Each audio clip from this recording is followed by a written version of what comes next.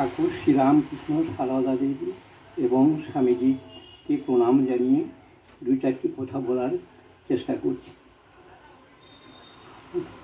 বলতে আমি বাধ্য হচ্ছি যে আমি ঠাকুর বা মায়ের সম্বন্ধে কিছুটা জানলেও হয়তো স্বামীজির সম্বন্ধে বেশি কিছু আমি খবর জানি না বা কিছু বলতে পারবো না। তবে একটা কথা বিষয় যে এনাদের জীবন এবং কার্যাবলী এতটা বড় যে এত কিছু জিনিস ঘটেছে, সব কিছু জানা বা বোঝা হয় সকলের পক্ষে, অনেকের পক্ষেই সম্ভব নয়।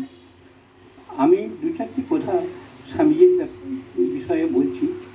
ওনার যে মূল বিষয়ের জীবনের আদর্শ বা বিষয় সেটা হচ্ছে কর্ম, আর হচ্ছে সেবা, আর হচ্ছে সততা, এই বিষয়গুলি নিয়ে। তো উনি যেটা বলেছেন যে কর্ম আমাদের করতে হবে, কর্মের মাধ্যমেই আমরা ঈশ্বরের সন্ধান পেতে পারব, এই একটি বিষয়। আর মানুষের জীবনে সততা ভিন্ন আর কোনো জিনিসই নেই। তৃতীয় বিষয়টি হচ্ছে ভালোবাসা। যে ভালোবাসার কথা তিনি বলেছেন, যেমন ওনার বিখ্যাত সেই কথাটি, জীবে প্রেম করে যেই জন সেই জনে সে কিছু ঈশ্বর। আমরা আমাদের জীবনে স্বামী বিবেকানন্দকে ভালোবাসতে বা স্মরণ করতে হলে এই বিষয়গুলি আমাদেরকে ভালো করে জানতে বা বুঝতে হবে যে সকল ঈশ্বরের মধ্যে, সকল মানুষের মধ্যে, জীবের মধ্যেই ঈশ্বর আছেন। অতএব তাদের সেবা করলেই আমাদের ঈশ্বরের সেবা হবে, এই বিষয় মূল কথা বিষয়টি।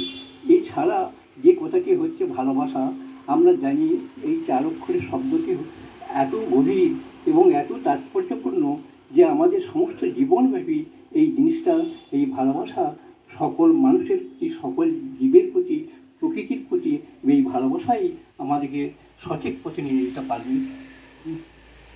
তাই আজকের দিনে আমরা সবাই স্বামী বিবেকানন্দের সেই আদর্শকে স্মরণ করে তার যে পথ সে অনুসরণ করে আমাদের জীবনে আমরা সুখ এবং আনন্দ বা আমাদের পূর্ণতা লাভ করার চেষ্টা করব।